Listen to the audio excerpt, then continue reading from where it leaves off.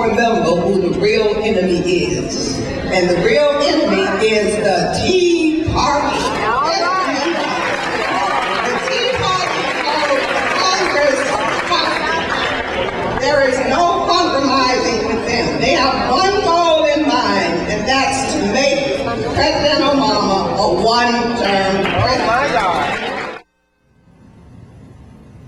That, cowpokes, was Congresswoman Frederica Wilson of the great state of Florida at a Congressional Black Caucus town hall talking about who the real enemy is. And this is Power Play. Thanks for sticking around, Internet. We are having a great time today, and we are joined now by Christy Setzer. She is the president of New Heights Communications. She's the former Iowa press secretary for Vice President Al Gore. She's a Democratic strategist, and she's an awesome person. That's what it says on the Internet. I looked it up. And we also have Ford O'Connell. He is a former McCain-Palin presidential campaign advisor. He is the chairman of Civic Forum PAC.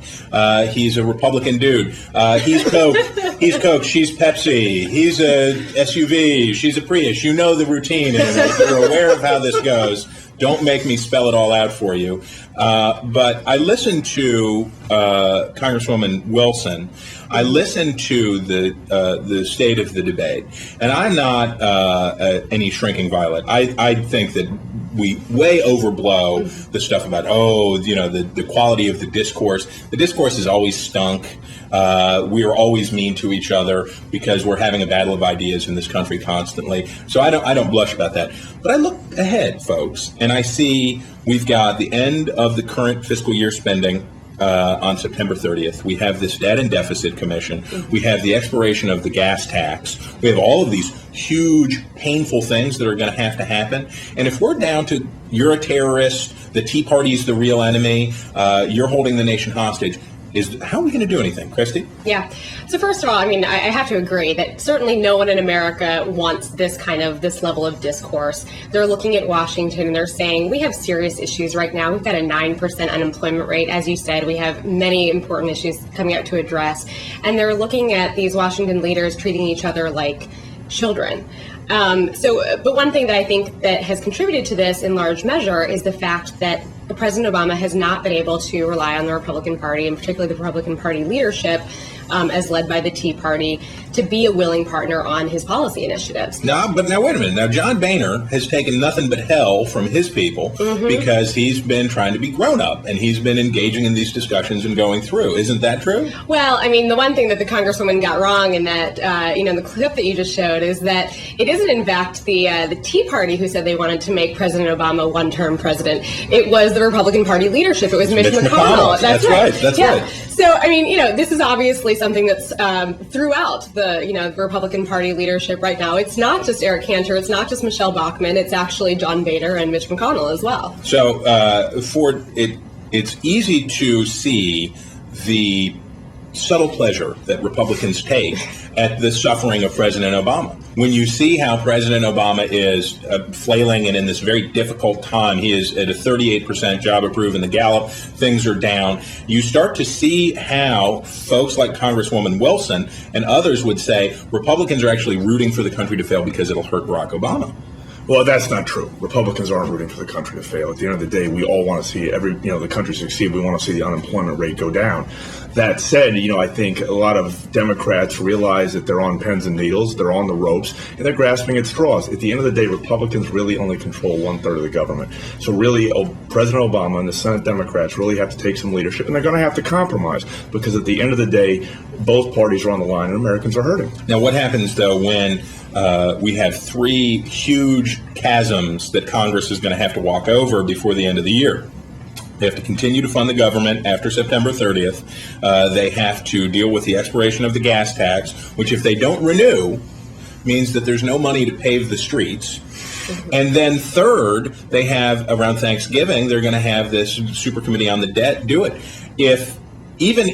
Let's say that Tea Partiers who have been incensed by the rhetoric that's been coming out of the CBC during this recess. I mean, just so angry over this stuff. If they come back and say, you know what, no, this is how you treat us, this is how you talk to us, we're not doing any business with you, and we're going to walk away. Doesn't this sort of set the Republicans up to fulfill the prophecy that the president made? It does to an extent, but at the end of the day, I think that a lot of Tea Partiers recognize how much America's hurting. And if a wise compromise is made on all of the issues, including the super committee, because I honestly think that if all we get is mandatory cuts on the super committee, we may face another downgrade, and that's going to hurt all Americans. It's not about hurting Americans, and it's not about winning the White House. It's about putting America back on the right track and putting people back to work, and that's really what we got to do. Christy, the president needs to get a handle on some of this in his party, though, doesn't he? Because his brand, when he ran in 2008, the brand he's trying to restore is about civility, good discourse, being cerebral, being able to bring people together. If we're down to the real enemy is the Tea Party,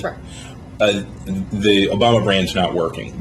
How's he going to get this narrative changed? Well, I mean, to give some credence again to what the Congresswoman was saying, I think that what troubles people the most about some of the discourse coming out of the Tea Party is that they seem not particularly committed to any kind of ideology so much as just the destruction of the establishment in Washington, to the extent that at times it seems they don't care who they hurt. I mean, I think a perfect example was again the debate over the default crisis, where you have people like Eric Cantor and Michelle Bachmann saying, let the country go into default.